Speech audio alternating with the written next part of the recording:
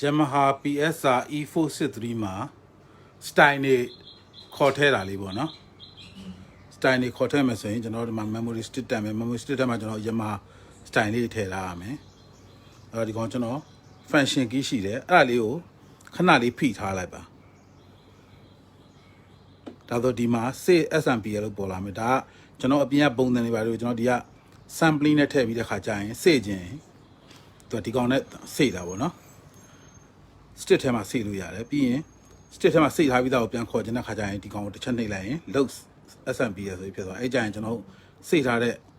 sampling အတန်တွေဥမာပုံစံတို့ဘာလို့အဲ့ပြန်ခေါ်လို့ရတယ်ပြီးရင်နောက်တစ်ချက်နှိပ်မယ်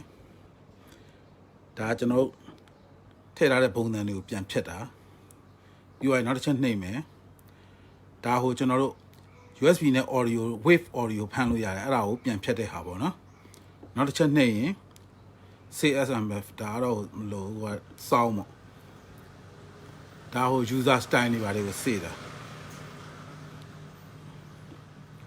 အခု load style ရောက်ပြီ load style ရောက်ပြီဆိုရင်ကျွန်တော်တို့က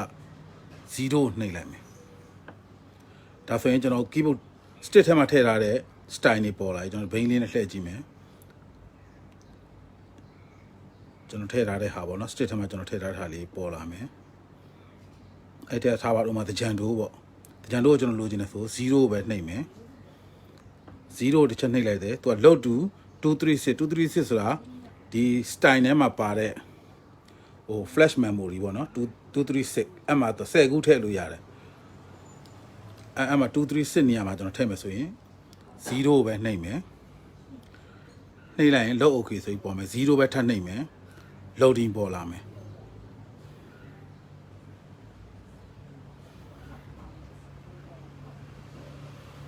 ဒီဝိုင်း complete ဆိုပြီးပေါ်လာပြီ complete ဆိုပြီးပေါ်လာပြီးရင်ဒီမှာကျွန်တော်တို့ style ခလုတ်ကိုနှိပ်လိုက်တော့001ခုနကျွန်တော်236မှာဖြစ်ခဲ့တာဖြစ်တဲ့အတွက်236အဲ့ဒါမှတချန်တို့ရောက်ပြီအဲ့ဒါကျွန်တော်ဒီဘက်မှာတီးကြည့်လိုက်မယ်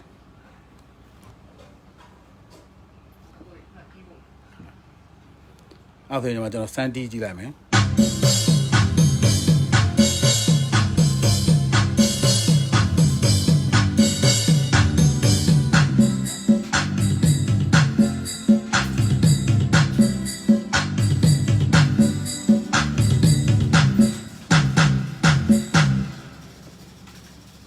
ဒါဟို style ခေါ်တဲ့ဟာလေးတယောက်မေးထားလို့ကျွန်တော် style ခေါ်မခေါ်နည်းလေးတင်လိုက်တာပါ